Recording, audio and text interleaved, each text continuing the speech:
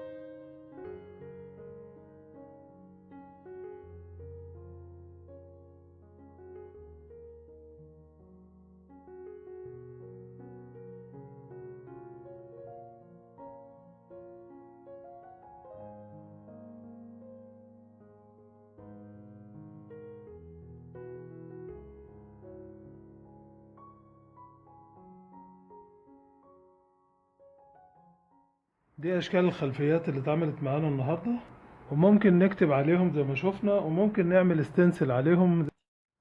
وكده وصلنا لنهاية الفيديو بتاعنا النهارده.